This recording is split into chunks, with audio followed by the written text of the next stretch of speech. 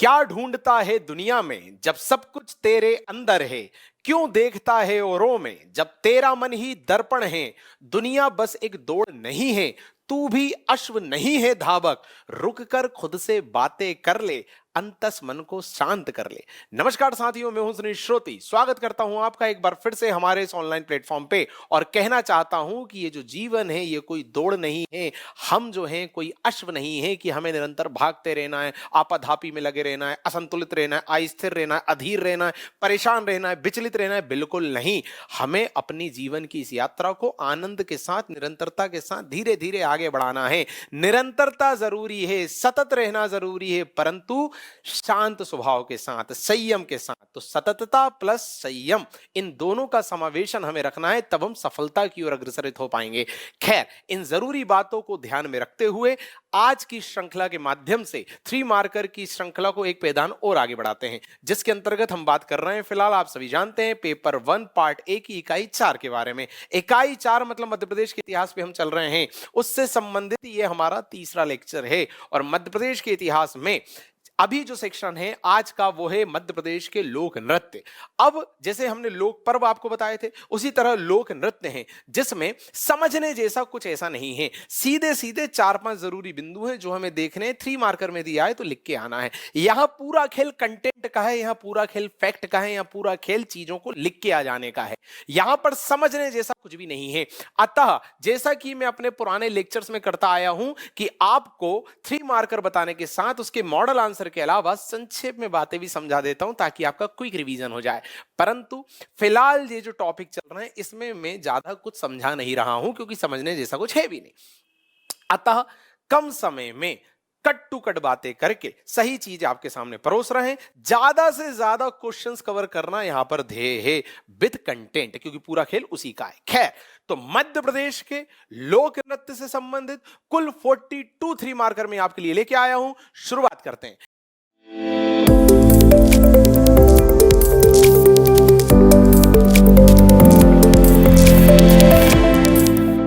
पहला 3 मार्कर है साथियों, गणगौर नृत्य। देखिए 3-4 बिंदु जिसके बारे में मैंने चर्चा करी, जिनका हमें ध्यान रखना है इस तरह के आंसर को प्रेजेंट करते वक्त। नंबर 1 कि किस क्षेत्र में यह नृत्य हो रहा है। नंबर 2 कोई खास वर्ग है क्या जो इसे कर रहा है, यदि हां तो उसका नाम मेंशन करो। नंबर 3 इसकी विषय वस्तु यदि कोई खास है, किसी खास विषय पर हो रहा है, वो बता दो। कोई खास अवसर है तो वो बता दो। 4 बात हो गई। नंबर 5 कोई खास वाद्य यंत्र उसका है तो वो बता दो। और नंबर 6 यदि उससे संबंधित कोई बहुत ज्यादा प्रसिद्ध कलाकार है तो वो बता दो।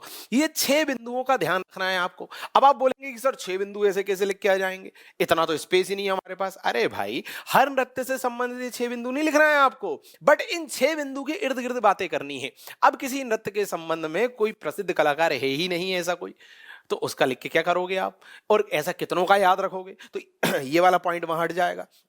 इसके अलावा कोई प्रसिद्ध अवसर नहीं है, लगभग हर अवसर पर हो जाता है वो नृत्य, ठीक है। कोई खास अवसर नहीं है तो अवसर भी मेंशन नहीं करना है, ये वाला पॉइंट हट गया। तो डिपेंड कि कौन कौन से बिंदु वहां लग रहे हैं, पर आपको ये 6 बिंदु पे उस चीज को परख कर देखना है, उस चीज को उतार के देखना है। खैर, तो यहां पर आप देखें, पहला बिंदु हमने कवर किया क्षेत्र। तो गणगौर नृत्य जो है वो नीमाड़ क्षेत्र में संपन्न किया जाता है। ठीक है भैया, आगे बढ़े। पूर्ण विराम करके यही मैंने बोल दिया विषय। विषय में आप देखिए, अनुष्ठानिक नृत्य, प्रेम नृत्य, मतलब प्रेम के विषय पर यह नृत्य होता है, अनुष्ठान के समय पर यह नृत्य होता है। अवसर कौन सा होता है, 9 दिवसीय जो गणगौर पर्व होता है उसी में आयोजन होता है। अच्छा, वाद्य यंत्र क्या है, ढोल है और थाली है।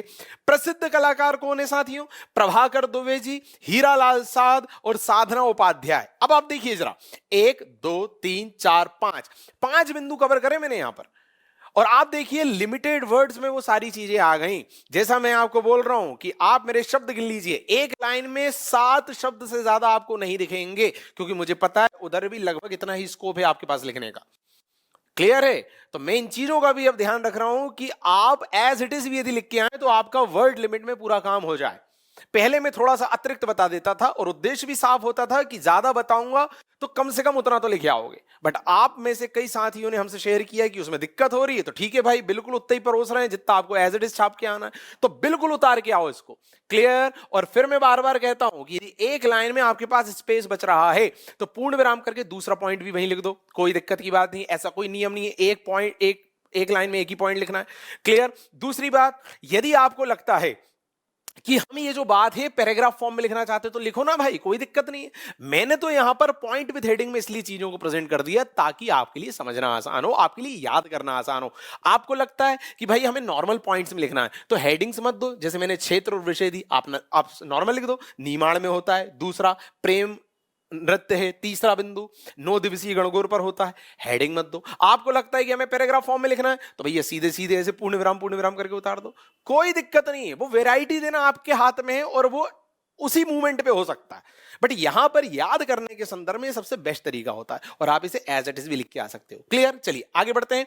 काठी नृत्य, साथियों देखिए, क्षेत्र निमाड़, विषय पार्वती की तपस्या। ठीक, पार्वती जी की तपस्या के क्रम में यह नृत्य होता है। देव प्रबोधनी एकादशी से महाशिवरात्रि के बीच में होता है। बाद्रयंते ढाक। क्लियर? बाकी कोई जरूरी बिंदु नहीं थे, इनसे संबंधित कोई प्रसिद्ध कलाकार नहीं थे एज सच, इसलिए हमने मेंशन नहीं किए। जितने बिंदु थे वो बता दिए, आप ऐसे छाप के आओ, सीधे याद कर लो, बात खत्म हो जाएगी। चलिए आगे बढ़े। फफारिया नृत्य, निमाड़ क्षेत्र, अवसर होता है विवाह, विवाह के अवसर पर होता है। वाद्य यंत्र फेफारिया मतलब एक प्रकार की पुंगी या शहनाई जिसे हम कहते हैं, वो यूज होती है। ढाक और थाल, ये तीन प्रमुख वाद्य यंत्र मैंने बता दिए। तो देखिए 1 2 3 4 5 6 7 8 9 10 शब्द में पूरा आंसर कंप्लीट हो गया। आपके पास स्कोप होता है लगभग 24 शब्द लिखने का, लगभग 21 के आसपास शब्द लिखने का। एक लाइन में 7 शब्द के आसपास आ जाते हैं। क्लियर? चलिए, फिर भी 10 शब्दों में कंप्लीट हो गया। और दूसरी बात, अभी फिलहाल हम चल रहे हैं निमाड़ क्षेत्र के नृत्य में, जब निमाड़ वाले पूरे हो जाएंगे तो हम मालवा वाले पे चले जाएंगे। इस तरह से सारे अंचल क्षेत्रों के हमने नृत्य कंप्लीट किए हैं, आपको लिए कवर करें 42 अच्छे खासे नंबर हैं। इतना भी आप कवर कर लेंगे, पूरा एग्जाम चला जाएगा आपका प्रॉपर। चलिए, मडलिया क्षेत्र निमाड़ है, अवसर है वही विवाह और वाद्य यंत्र ढोलक। इसके अलावा कुछ खास नहीं है, इसका कुछ नहीं है, कोई विशेष वर्ग नहीं है जो इसे कर रहा है, लगभग सभी लोग कर रहे हैं, कोई विशेष अवसर नहीं है। क्लियर? चलिए, अवसर तो है, कोई विषय वस्तु नहीं है विशेष, है ना। अगला आखा खड़ा नाच, साथियों क्षेत्र इसका निमाड़ के अलावा मालवा भी है।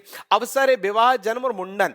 ठीक, विवाह के अवसर पर किसी का जन्म हो गया, किसी की मन्नत पूरी हो गई। कई बार ऐसा होता है कि भाई ये संतान हो जाए हमारे यहाँ, और हो जाती है तो लोग ये करते हैं। इसके अलावा मुंडन में करते हैं। वाद्य यंत्र ढोल और थाली। आगे बढ़े, डंडा नाच, निमाड़ क्षेत्र। एक बार फिर, अब देखिए यहां एक विशेष वर्ग है, मतलब कृषक वर्ग करता है, इसलिए हमने मेंशन किया। दूसरा अवसर है चैत्र वैशाख रात्रि, चैत्र कौमा वैशाख कौमा गणगौर पर्व, तीनों अवसरों पर होता है। विषय है फसल पकने की खुशी, मतलब किसान वर्ग जब इसे कर रहा है, चूंकि वर्ग कौन सा है, किसान, तो वो फसल पकने की खुशी में कर रहा है। और कहां हो रहा है? निमाड़ क्षेत्र में हो रहा है साथियों। चलिए, मटकी नाच, साथियों मालवा क्षेत्र का नृत्य है। वर्ग है महिला, मतलब महिला प्रधान नृत्य है, मुख्यतः महिलाएं करती हैं इसको। अवसर है विवाह और वाद्य यंत्र ढोलक, मतलब ढोलक के माध्यम से विवाह के अवसर पर महिलाओं द्वारा मालवा क्षेत्र में किया जाने वाला नृत्य नाच। क्लियर? आप इस तरह से पैराग्राफ फॉर्म में भी लिख सकते हैं। क्लियर हो गई बातें? मतलब अपन मालवा पे आ गए। चलिए अगला देखें, आखा खड़ा रजवाड़ी नृत्य। क्या है मामला? क्षेत्र मालवा, ओके, अवसर है विवाह। अब देखो ये जो शब्द है आखा खड़ा और रजवाड़ी नृत्य, इतना बड़ा जो ये नाम है ना, ये 3 अलग अलग शैलियों का समावेशित रूप है। तो देखिए 3 शैली है इसमें। एक आड़ा, आड़ा मतलब होता है झुककर जब नृत्य करते हैं तो इसे आड़ा कहते हैं। खड़ा जब खड़े होकर करते हैं, और रजवाड़ी जब साड़ी का पल्लू पकड़कर करते हैं। क्लियर? तो अलग अलग शैलियों में होता है, उस आधार पर इसके नाम पड़े हैं। वाद्य यंत्र ढोलक। क्लियर है भाई? चलिए आगे बढ़ो। फूलपति नृत्य, साथियों ये जो है ये मालवा क्षेत्र होली के दौरान 15 दिनों तक ये होता है। ठीक है, अच्छा विषय इसका क्या है? इसका मुख्य विषय है कि एक प्रकार की संगोष्ठी आयोजित करना, एक प्रकार का सम्मेलन आयोजित करना। नृत्य के माध्यम से होता है ना कि सांस्कृतिक उत्सव के माध्यम से लोगों को एकजुट करना, ताकि एक समाज का निर्माण हो सके, एक विशेष उद्देश्य पर, एक विशेष मुद्दे पर चर्चा विचार विमर्श हो सके। क्लियर? तो देखिए रैलियां कौमा एक सामाजिक सभा आयोजित होती है कहीं ना कहीं, इसमें ये विषय है। अच्छा वाद्य यंत्र इसका भी ढोल है। 4 बातें याद रखिएगा। राय नृत्य की बात करूं तो बुंदेलखंड का है। देखिए इस तरह हम बुंदेलखंड पे आ गए। मालवा वाले इतने ही थे भैया, आप इतने इतने कर लेना, आपके क्वेश्चन फंसने की पॉसिबिलिटी रहेगी। क्लियर है? कम से कम इतने इतने कर लेना। अब आप देखिए केवल लोक नृत्य से संबंधित 42 ले आया मैं आपके लिए। ऐसे हर टॉपिक से संबंधित पिछले बार 29 लाया था, इस बार 42 ले आया। क्लियर? तो इस तरह से पूरे एमपी की जो यूनिट 4 है उससे संबंधित आपको 200-250 के आसपास 3 मार्कर मिल जाएंगे, आराम से मिल जाएंगे। काफी होते हैं, पहले इतने कर लेना। क्लियर है? चलिए राई नृत्य बुंदेलखंड क्षेत्र, अवसर है विवाह, होली और जन्मोत्सव, 3 अवसर पर हो रहा है भैया। शैली है प्रश्नोत्तर। साथियों राई नृत्य में प्रश्नोत्तर शैली, मतलब प्रश्न करता है फिर उत्तर दिया जाता है, नृत्य के माध्यम से इस विधा को प्रस्तुत करते हैं। क्लियर? अच्छा, मृदंग, टिमकी, ढोलक ये वाद्य यंत्र है। प्रमुख कलाकार हैं प्रकाश यादव और कनेरा देव। चलिए कानड़ा नृत्य की बात करें तो क्षेत्र वही बुंदेलखंड, वर्ग है धोबी जाति, रचक भी बोलते हैं, धोबी जाति इस नृत्य को करती है। साथियों अवसर है विवाह या जन्म, वाद्य यंत्र लोटा, सारंगी और ढोलक। विषय क्या है? राम कृष्ण शिव लीला, राम जी, कृष्ण जी और शिव जी की लीलाओं को प्रस्तुत किया जाता है, वो विषय है इस नृत्य के। क्लियर? आगे देखते हैं। सेरा नृत्य क्षेत्र वही बुंदेलखंड, अवसर है फसल की कटाई या कजलिया तीज। ठीक, इसके अलावा वाद्य यंत्र की बात करें तो ढोलक, नगड़िया, झांझ, मृदंग, मंजीरा और बांसुरी। क्लियर? आगे बढ़े। अच्छा फिर मैं स्पष्ट कर दूं, आपको लग रहा हो कि भाई वर्ड लिमिट एक्सीड हो रही है तो 2-3 वाद्य यंत्र कम लिख दो यार भैया, और इतने याद भी नहीं रहना है आपको, सच्चाई आप भी जानते हैं। ठीक है, इसलिए कहीं कहीं ज्यादा चीजें मैं प्रस्तुत भी कर देता हूं तो परेशान नहीं होना है। ठीक है, आपको याद भी 2-3 ही रहना है वहां पर। चलो आगे बढ़े। बधाई नृत्य बुंदेलखंड, अवसर है विवाह, तीज त्योहार और जन्मोत्सव। ठीक है भाई। वाद्य यंत्र डफली, टिमरी, टिमकी और बांसुरी। चलिए आगे बढ़े। ढिम रियाई नृत्य बुंदेलखंड क्षेत्र में हो रहा है, विवाह के अवसर पर हो रहा है, ढीमर वर्ग द्वारा हो रहा है। शैली है कत्थक समान पद चालन, जैसे कत्थक होता है ना उस तरह से कत्थक के जैसे ये लोग पद चालन करते हैं, पैर आगे बढ़ाते हैं। अच्छा, वाद्य यंत्र है मृदंग, ढोलक। कलाकार प्रमुख जो हैं वो हैं चुन्नीलाल रेखवार। क्लियर? आगे बढ़ते हैं साथियों। जवारा नृत्य क्षेत्र बुंदेलखंड, अवसर है नवरात्रि पर होता है, शैली है महिलाओं द्वारा एकल नृत्य किया जाता है। ठीक। अच्छा अगला देखें, अखाड़ा नृत्य बुंदेलखंड में होता है, किस अवसर पर? दशहरे पर शस्त्र पूजा के समय होता है। ठीक। शैली क्या है? युद्ध कौशल के द्वारा शस्त्र संचालन, मतलब नृत्य करते करते हथियारों को चलाया जाता है हवा में। क्लियर है? ये तीनों पॉइंट कवर हो गए। आगे बढ़े। वरेदी नृत्य बुंदेलखंड क्षेत्र, वर्ग क्या है? ग्वाल या अहीर वर्ग करता है। अवसर क्या है? दीपावली के दूसरे दिन होता है और 15 दिन तक चलता है, 15 दिवसीय। अच्छा, वाद्य यंत्र मृदंग, ढोलक, टिमकी। चलिए राई नृत्य की बात करते हैं साथियों, बुंदेलखंड क्षेत्र की बात है। ठीक है ना? अवसर है जन्म और विवाह, उस पे होता है, अहीर वर्ग इसको करता है। वाद्य यंत्र ढोलक और नगड़िया। अच्छा, शैली क्या है? स्त्री भेष में पुरुष नृत्य करते हैं, ये पूरा गेम है इसका, राई नृत्य का। तो आपको ये याद रखना है कि स्त्री भेष में या स्त्री वेशभूषा में पुरुष लोग नृत्य कर रहे हैं। अच्छा, बिरहा नृत्य बघेलखंड का है। अब देखिए हम बघेलखंड पे आ गए। बिरहा नृत्य बघेलखंड, अवसर है विवाह और दिवाली के अवसर पर होता है, वर्ग है अहीर और नृत्य शैली है सवाल जवाब वाली, मतलब एक तरह का डिबेट चल रहा है, एक तरह का डिस्कशन चल रहा है, क्वेश्चन आंसर चल रहा है नृत्य के माध्यम से। एक बार फिर चलिए अगला देखें। दादर नृत्य बघेलखंड, वर्ग है कोल, कोटवार, कहाड़ जाति, वाद्य यंत्र है ढोलक और ढोल। आगे बढ़े। कलसा नृत्य बघेलखंड, अवसर है विवाह और वो भी बारात आगमन के पश्चात, ये इसके प्रमुख अवसर हैं। वर्ग है अहीर और गड़रिया, वाद्य यंत्र शहनाई और ढोलक। साथियों चलिए, सुआ नृत्य वही 3 पॉइंट, क्षेत्र बघेलखंड, अवसर खरीफ की फसल आने पर ही होता है, बिल्कुल ऐसा लिख के आना है। शैली यह है कि महिलाओं द्वारा गोलाकार झुंड में किया जाता है और इसमें तालियां बजाई जाती हैं बेसिकली नाचते वक्त। ठीक है, तो आप बस इतना बता दो, ताली वाली छोड़ो, आप बस इतना बता दो बघेलखंड का नृत्य है, क्वार मास में खरीफ की फसल पर ही होता है।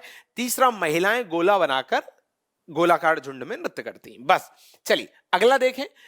केहरा लोक नृत्य बघेलखंड में होता है और बेहरा जाति के द्वारा होता है। बस 2 बातें। चलिए, तो इतना इंपॉर्टेंट नहीं है, हर नृत्य का एक एक बिंदु नहीं बताना है आपको, किस नृत्य का कितना बताना है उसकी भी आपको समझ मिल जाएगी इस लेक्चर के माध्यम से। आपको बस क्या करना है, नोट डाउन करते चलना है, प्रॉपर अच्छे से याद कर लेना है, किसी भी तरह से याद कर लेना है। ठीक है, समझने जैसा ऐसा कुछ है नहीं, सीधे आएगा, सीधे छाप के आना है, पूरे नंबर मिलेंगे। ठीक है, अगला कर्मा।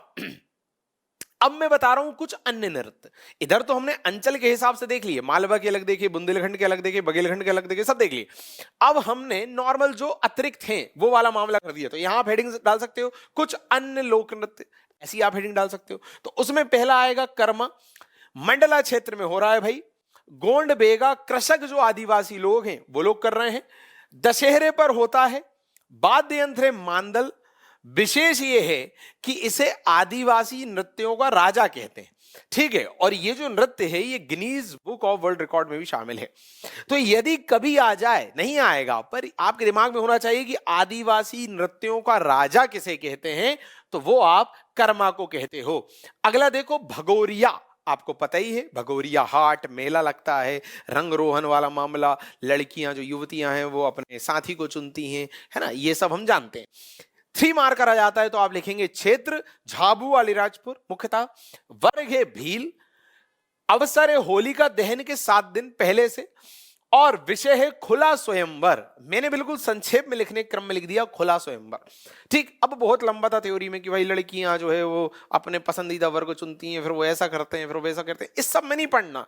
कट टू कट लिखो खुला स्वयंवर, काम हो जाएगा। ठीक है भाई, तो आप शब्द गिन लो, 1 2 3 4 5 6, 1 2 3 4 5 6, 1 2 3, 6 शब्द 3, मतलब 15 शब्दों में पूरा गेम हो गया। इतना आपके पास स्पेस होगा। चलिए आगे देखें।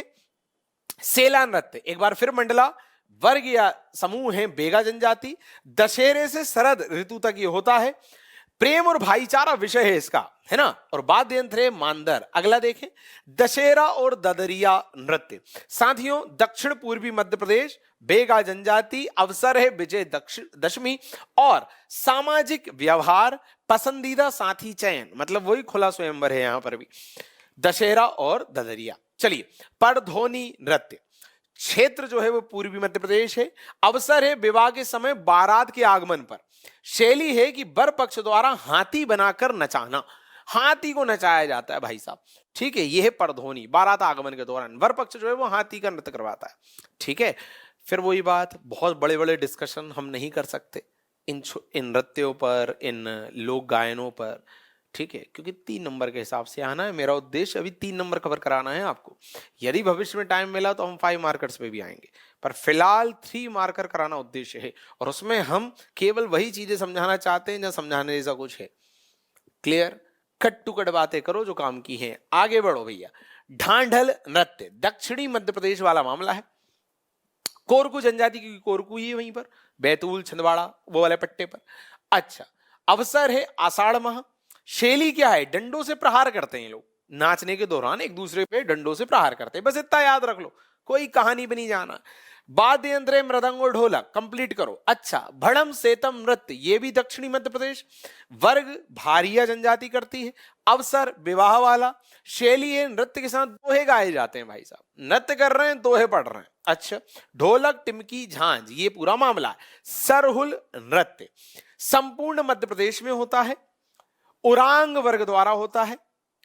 चैत्र पूर्णिमा पर होता है। 3 बातें। साल वृक्ष की पूजा की जाती है, विषय है इसका। और वाद्य यंत्र मांदर और झांझ। कोल देहका नृत्य, ये देहका है, रहका नहीं, देहका। ठीक, कोल जनजाति करती है। मध्य प्रदेश के पूर्व में करी क्योंकि वहीं से उनका संबंध है। शैली सवाल जवाब वाली होती है, कुछ डिटेल में नहीं जाना। वाद्य यंत्र ढोल और झांझ। Game is over. अगला देखें, इंद्रपरी। अब देखिए, अब कुछ ऐसे नृत्य आ रहे हैं जो एक एक लाइन वाले, ये सब इन सबको अन्य की कैटेगरी में डालना, वहां से जहां मैंने बता दिया था। इंद्रपरी क्या है, सहरिया जनजाति द्वारा विवाह अवसर पर रागिनी गीत के साथ इसे किया जाता है। अब देखिए, पैराग्राफ फॉर्म में हमने लिखा, इस पॉइंट में नहीं लिखा, तो आपको ये भी एक पैटर्न पता चल गया, हर तरह से लिख सकते हो। ठीक है ना। सहरिया जनजाति द्वारा विवाह के अवसर पर रागिनी गीत के साथ इसे किया जाता है।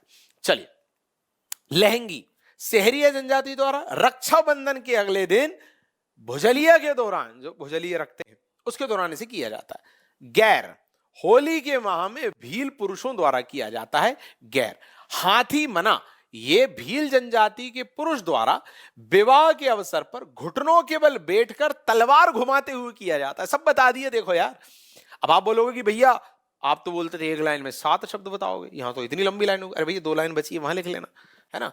1 2 3 4 5 6 7 8 9 10 11 12 13 14 15 16 शब्द, मतलब 2 लाइन 2.5 लाइन उसमें आ जाएगा। ठीक, क्या बताया हमने, जनजाति बता दी। किस अवसर पर, विवाह अवसर पर घुटनों के बल बैठकर तलवार घुमाते हुए किया जाता है, मतलब क्या करते हैं वो भी बता दिया। ठीक, पर ध्वनि बेगा का लोकप्रिय नृत्य बारात आगमन पर किया जाता है। रीना बेगा का नृत्य दशहरा से दिवाली के बीच किया जाता है। चटकोरा कोरकू जनजाति द्वारा किया जाता है। हरदौल की मनोती, हरदौल कौन है हम सभी जानते हैं, आगे चर्चा करेंगे, राजा हरदौल थे, ठीक है ना। तो देखें, हरदौल की मनोती बुंदेलखंड बघेलखंड क्षेत्र में प्रचलित है। इसमें वीर रस के माध्यम से गीतों को गाते हुए नृत्य किया जाता है। राजा हरदौल की पूजा की जाती है। अच्छा, अब राजा हरदौल पे 3 मार्कर देख लेते हैं। भाई ओरछा रियासत से संबंधित थे, हम जानते हैं। ग्राम देवता के रूप में इन्हें पूजा जाता है और ऐसा माना जाता है कि जहां कहीं विवाह हो रहा है तो राजा हरदौल को न्योता दे दो, ठीक है। और इस तरह का हम यदि कुछ कर लेते हैं, ऐसी आस्था है, तो भंडार कम नहीं पड़ता हरदौल की कृपा से। तो विवाह के अवसर पर हरदौल की मनोती, मतलब हरदौल को मनाया जाता है कि प्लीज आप आइए, आपका स्वागत है, ऐसा, क्योंकि वो उनके गांव के देवता हैं, उस रूप में पूजे जाते हैं। राजा थे ओरछा रियासत के। खैर, डेरू वाद्य यंत्र क्या है? डेरू भील जनजाति का वाद्य यंत्र, पॉइंट नंबर 1। डमरू का एक बड़ा रूप है, पॉइंट नंबर 2। और कांसे की थाली में ठोक कर बजाया जाता है, पॉइंट नंबर 3। ठीक है, तो जितने जरूरी बातें थी, जितने जरूरी उसके फैक्ट थे, वो सब मैंने आपको बता दिए। थोड़ा बहुत जहां बता सकता था अतिरिक्त बातें बता दी, जिसकी आवश्यकता है भी नहीं, ठीक है। इस सेक्शन में आवश्यकता है आपके पास कंटेंट होना चाहिए। पॉइंट में लिखना है, पॉइंट विद हेडिंग में लिखना है या पैराग्राफ में लिखना है, उसका चयन आप ही कर लेते हैं, पर पहली शर्त है आपको कंटेंट तो याद हो, आपके पास कंटेंट तो अवेलेबल हो। इस टॉपिक में वो शर्त है। खैर, मिलेंगे अगले लेक्चर में अगले टॉपिक के साथ। बहुत बहुत धन्यवाद।